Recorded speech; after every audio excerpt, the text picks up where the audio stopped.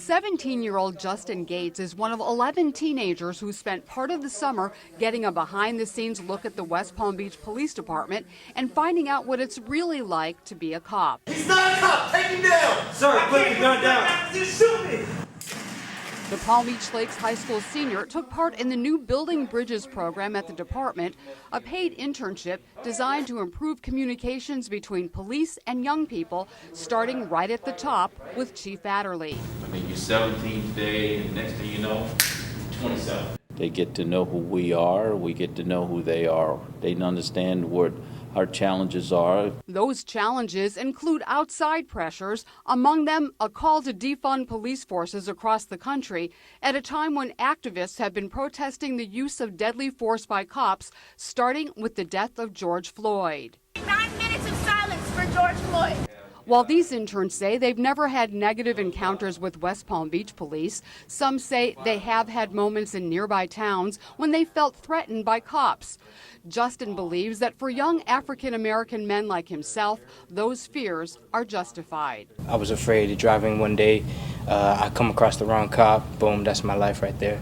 It was a concern that officers leading the program faced head on. If you are constantly inundated with somebody that something is, they're always bad, or they're crooked, or they're this, or they're that, and they're racist, or they're this all the time, then you're going to start to believe that narrative, right? So at the height of the COVID-19 pandemic, with masks in place, police spent 5 weeks trying to change that narrative, with the most intense experiences occurring in this room, where the teens participated in hands-on exercises using the crime scene simulator, just like cops do when they're training. Walk away! Can you put the weapon down? Can you put the weapon down? Sir, put that down. Sir, put that down. We get fed a lot of these stories about police being either, well, a lot of the times it's just being evil, you know, like they're out killing, you know, innocent people. The side that I saw for them was they go through stress, they go through anxiety, they have to stay calm in these shoot, don't shoot scenarios and stuff like that. And as the teens discovered, police have to do that in a variety of real-life scenarios, from hostage situations with the SWAT team to searches for weapons, drugs, or suspects with a canine. During the series of lectures, demonstrations, and dialogues, police hope to show the interns that their jobs are complex, difficult, and unpredictable. They can see us as people and humans that really want to help, you know, and hopefully they can make a difference as well. As for the teens, most said their time at the police department taught them to look at cops a little differently, or at least to keep an open mind. Officers are still human at the end of the day, and they go through things like regular people too. This could be my mom, this could be my dad that goes to work every day, that risks their lives for other people that they don't even know. And while some of the interns say they don't think they're cut out for a career in law enforcement, do you think you could do it? Hell no. Hell no. No way. Among these aspiring lawyers, psychologists, business people, and teachers, there may just be a future cop or two as well. This is Sheryl Kahn reporting for WPB TV. At Howley's Diner on South Dixie Highway, car hops wearing masks and gloves are taking orders from people waiting outside in their vehicles. How are you guys today? When the bags of food are delivered, no money will be changing hands, because this is part of an effort spearheaded by Howley's owner Rodney Mayo to help feed restaurant and hotel workers laid off during the COVID-19 pandemic. That includes 650 employees who work at his 17 area restaurants.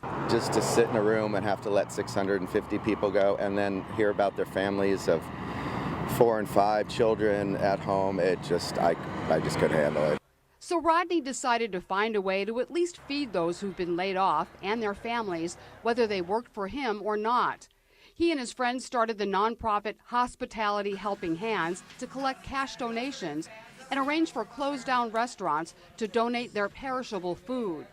He hired a small kitchen staff to prepare the meals and encouraged laid-off hospitality workers to volunteer to pack them up and deliver them to waiting cars. All right, I'll get you 5 meals out, okay? It should just be a couple minutes, all right?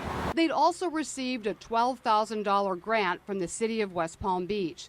But with no end in sight to the COVID-19 crisis, Rodney tearfully appealed to the city commission for more. I was bombarded with questions of what do we do? Where do we go? Where do we find money? His appeal worked. The City Commission is also going to get a resolution brought before them in an emergency meeting next week to provide an additional $50,000 in assistance. The money will be used to pay for hot meals like these, which vary daily. They're a big help to many, like bartender April Bello, who was laid off last week along with her husband, leaving them struggling to pay their bills and feed their 2 kids. It's gut-wrenching, because you do everything, some people work paycheck to paycheck, or day to day when you make tips as a bartender. So to have no food in your home is just, it's scary. It could be weeks or even months until April and other hospitality employees go back to work. Even with a bare-bones operation and city grants, it won't be easy to keep this up. So Rodney is asking for the public's help. To find out how to donate, volunteer, or pick up a free meal, visit hospitalityhelpinghands.org. This is Sheryl Kahn reporting for WPB TV. Marcus Laws spends a lot of his time walking around West Palm Beach talking to people who may be homeless.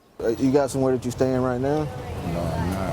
Okay. I ain't never been like this. As the city's new homeless services coordinator, working within the Department of Housing and Community Development, Marcus is tasked with finding out who needs help and how to match individuals with available programs and services. To make sure that all agencies within the city of West Palm Beach and Greater Palm Beach County are working together efficiently and effectively in serving homeless population. His appointment is one of the ways Mayor Keith James is addressing the issue of homelessness, partnering with local nonprofits and businesses to provide services for homeless people and to reach the people who need those services. At the top of the list, assistance in finding affordable housing. I ain't done nothing. You ain't did nothing?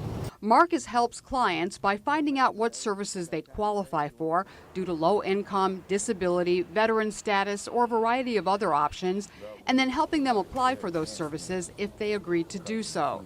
Sometimes, Marcus says, those who could use help aren't ready to accept it, especially if they're substance abusers or suffering from mental illness or have been homeless for a long time. I mean, it's something to think about, Even when they do agree to apply for housing, there may be nothing available right away. The city is planning to build more affordable housing developments like the newly opened Georgian Gardens, as well as upcoming supportive housing for people with medical and mental health issues.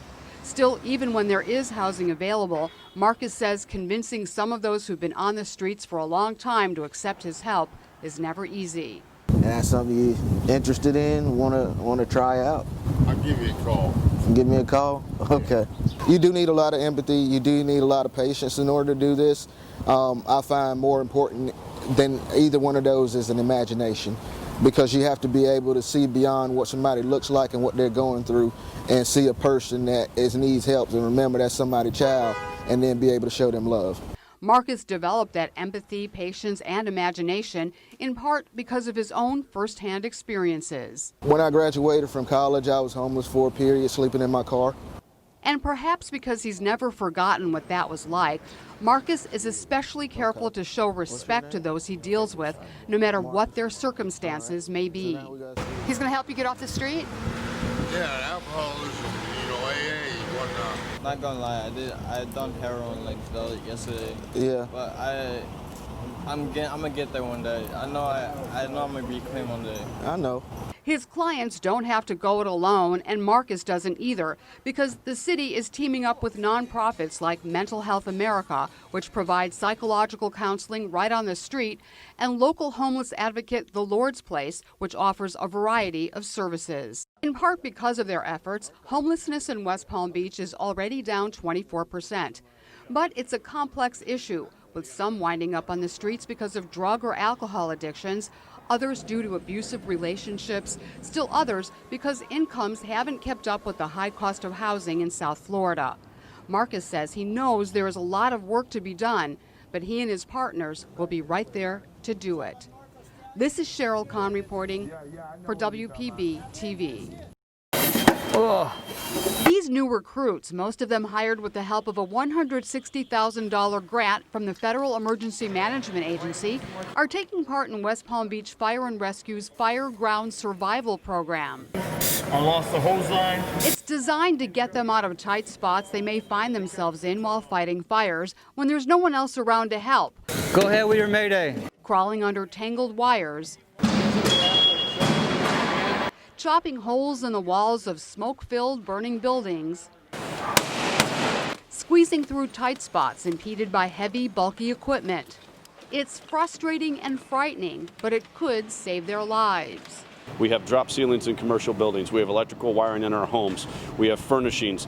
You get tangled up in those things and you potentially run out of air and you'll potentially lose your life in the structure. That's something 37-year-old recruit Coles Colas, a former football player and married father of two, doesn't take lightly. For me, being a bigger guy, it's hard to be in those tight spaces and not have much movement. So at times you're gonna have to bear down and get your mind right and calm your breathing and relax and wiggle yourself in the right position so you can get yourself through. Colas and his 22 fellow recruits are learning how to do that and much more during 3.5 months of intensive training. They learned what we call suppression or firefighting, which includes all of the hose work, ladders, tools, equipment. They also learn all the extrication skills, which would be the jaws of life most people are aware of. As EMTs, or in some cases paramedics, they also learn how to treat and transport patients. They're being taught by seasoned firefighters with at least 10 years experience who know the ropes. That gives them confidence as they begin their new careers. Being afraid it never crossed my mind because I know they're going to give me all the tools that I need when the time comes. The recruits will complete a year of probation at various firehouses around the city. They'll be evaluated daily by supervisors and peers who are looking for certain qualities that make them suited for the job. A genuine desire to do the job and help people. Coles Colas says he definitely has that desire because while he thought playing football was a dream come true, to him, being a firefighter means so much more. Football, you lose a game and you go home, you know, you pout about it and that's the end of it. But here, if you don't do what you're supposed to do, somebody may get hurt and somebody may die and that's a big deal. This is Sheryl Kahn reporting for WPB TV.